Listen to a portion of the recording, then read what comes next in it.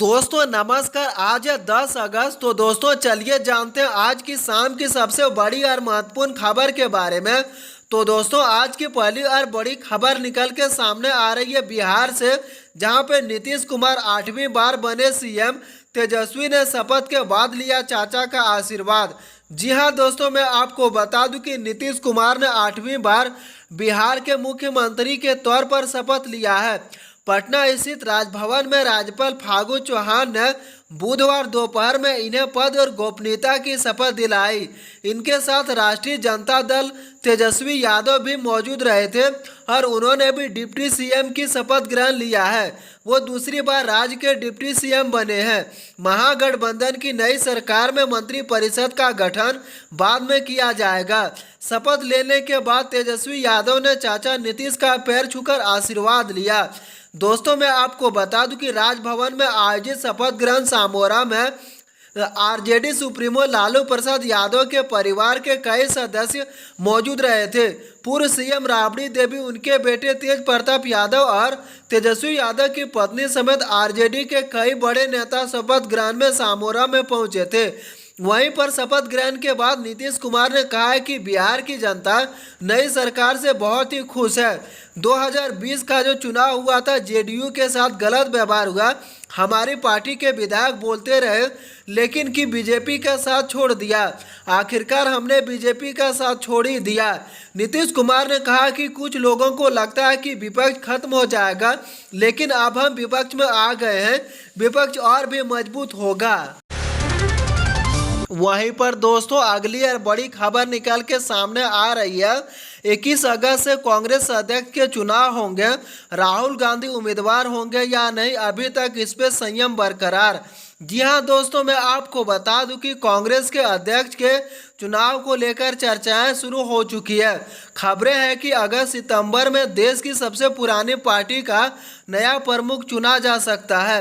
हालांकि अभी तक वायनाड सांसद और पार्टी के पूर्व अध्यक्ष राहुल गांधी की तरफ से कोई प्रतिक्रिया नहीं आई है। उन्होंने साल 2019 में लोकसभा चुनाव में कांग्रेस की करारी हार के बाद प्रमुख के पद से इस्तीफा दे दिया था। दोस्तों एनडीटीवी की रिपोर्ट के अनुसार सूत्रों ने बताया कि कांग्रेस के अध्यक्ष का चुनाव 21 अगस्त को शुरू हो जाएगा। फिलहाल उत्तर प्रदेश के रायबरेली से सांसद सोनिया गांधी अंतरिम अध्यक्ष की जिम्मेदारी संभाल रही है और इधर लंबे समय से गैर गांधी को भी कांग्रेस प्रमुख बनाए जाने को लेकर चर्चाएं जारी है। लेकिन सूत्रों ने बताया कि इस पर अभी तक कोई चर्चा नहीं बन सकी है। मार्च में सोनिया गांधी ने विधानसभा चुनाव में हार का चर्चा के लिए वरिष्ठ नेताओं की एक बैठक बुलाई थी। तब उन्होंने भाषण के दौरान राहुल गांधी और प्रियंका गांधी वाड्रा के साथ इस्तीफा देने की पेशकश किया था। राहुल ने साल 2017 में कांग्रेस की कमान संभाली थी। हालांकि करीब 2 साल के बाद ही उन्होंने पद छोड़ दिया था।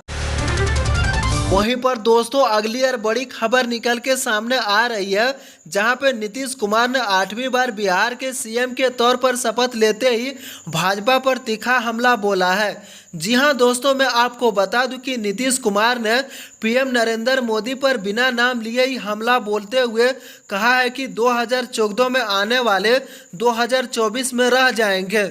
हम रहे या ना रहे, वो 2024 में नहीं रह जाएंगे। नीतीश कुमार ने भाजपा संग गठबंधन तोड़ने पर भी खुलकर बात किया है। उन्होंने कहा है कि बीते 1.5 महीनों में हम कोई बातचीत नहीं कर रहे थे। जो हो रहा था वो गलत हो रहा था। नीतीश कुमार ने कहा है कि 2020 के चुनाव में जेडीयू के साथ क्या बर्ताव हुआ था, हमारा भाजपा के साथ जाने से नुकसान हुआ था। नीतीश कुमार ने कहा कि हमारी पार्टी के सब लोग बोलते रहे कि भाजपा का साथ छोड़ दिया जाए, तो इसीलिए हमने यह फैसला लिया था। पीएम पद की दावेदारी को लेकर कहा कि अब सब छोड़ दीजिए। उन्होंने कहा कि कुछ लोगों को लगता है कि विपक्ष खत्म हो जाएगा। हम भी तो विपक्ष में ही आ गए हैं। देश भर में घूमकर विपक्ष को मजबूत करने के सवाल पर नीतीश कुमार ने कहा कि जो आगे है वो हम सब कुछ करेंगे। हम चाहेंगे कि पूरा विपक्ष एक होकर आगे बढ़े और प्लान तैयार करे। इन लोगों को 2014 में बहुमत मिला था, लेकिन अब 2024 आ रहा है और 2024 में इनको बहुमत में नहीं आने देंगे। जी हाँ दोस्तों, मैं आपको आपको बता दूं कि यहाँ पर बिहार के मुख्यमंत्री नीतीश कुमार भारतीय जनता पार्टी से अपना यहाँ पर उसका साथ छोड़ने के बाद उन्होंने भारतीय जनता के पार्टी के ऊपर उन्होंने करारा और तीखा हमला किया है। जी हाँ दोस्तों, यहाँ पर नीतीश कुमार ने भारतीय जनता पार्टी के ऊपर ये हमला बोलते हुए कहा है कि जो 2014 में आए हैं वो 2024 में अपना फिर से गुजरात में जाएंगे। वहीं पर दोस्तों अगली और बड़ी खबर निकल के सामने आ रही है यूपी से, जहां पर स्वतंत्र देव सिंह का यूपी विधानसभा परिषद के नेता पद से इस्तीफा, डिप्टी सीएम केशव प्रसाद मौर्य को मिल सकता है जिम्मेदारी। जी हां दोस्तों, मैं आपको बता दूं कि यूपी भाजपा के प्रदेश अध्यक्ष स्वतंत्र देव सिंह ने विधानसभा परिषद में नेता पद से इस्तीफा दे दिया है। हालांकि इस्तीफे की आधिकारिक पुष्टि अभी तक नहीं हो पाई है, क्योंकि स्वतंत्र देव सिंह बुंदेलखंड के दौर पर हैं। दरअसल पार्टी ने उन्हें जल्द ही यह जिम्मेदारी सौंपी थी। उन्होंने इस्तीफा देकर सभी को चौंका दिया है। सियासी गलियारों में तरह तरह की चर्चा होने लगी है, नामों की चर्चा भी शुरू हो गई है। कई नेता के नाम हवा में तैरने लगे हैं। इन नामों में डिप्टी सीएम केशव प्रसाद मौर्य का नाम सबसे ऊपर है। वहीं पर स्वतंत्र देव सिंह ने इससे पहले जुलाई में यूपी प्रदेश अध्यक्ष के पद से भी इस्तीफा दे दिया था। आपको बता दें कि प्रदेश के जल शक्ति एवं बाढ़ नियंत्रण मंत्री स्वतंत्र देव सिंह विधानसभा परिषद में नेता सदन बनाया गया था। विधान परिषद के सभापति कुंवर मानवेंद्र सिंह ने 22 मई 2022 से उन्हें नेता सदन के रूप में मान्यता दिया था। इससे पहले डॉक्टर दिनेश शर्मा उप मुख्यमंत्री के रूप में विधान परिषद में नेता सदन थे।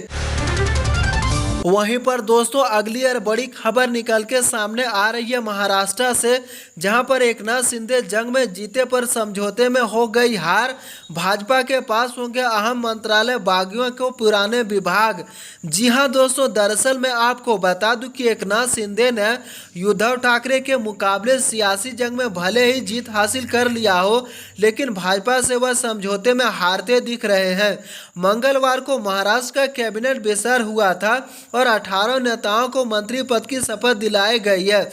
इनमें से 9 मंत्री भाजपा के हैं तो उतने ही मंत्री एकनाथ शिंदे के खेमे के होंगे।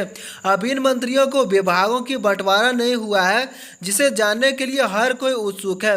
हालांकि सूत्रों के मुताबिक बीजेपी ने लगातार और ज़्यादातर अहम मंत्रालयों को अपने पास ही रखा है।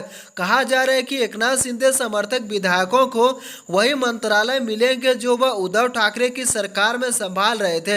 इसके अलावा अहम मंत्रालय भाजपा के सीनियर नेताओं के हाथ में जा सकते हैं।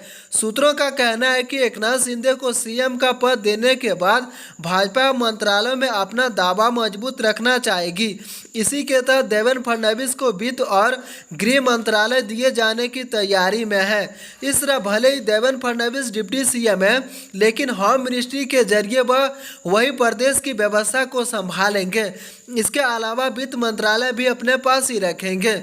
इसके अलावा राजस्व, जल संसाधन, ग्रामीण विकास और लोक निर्माण कार्य भाजपा के शीर्ष नेताओं के पास जाएंगे। वहीं पर एकनाथ शिंदे के पास शहरी विकास मंत्रालय, PWD विभाग बने रहेंगे और उद्धव सरकार में भी वही मंत्री उनको मिली थे।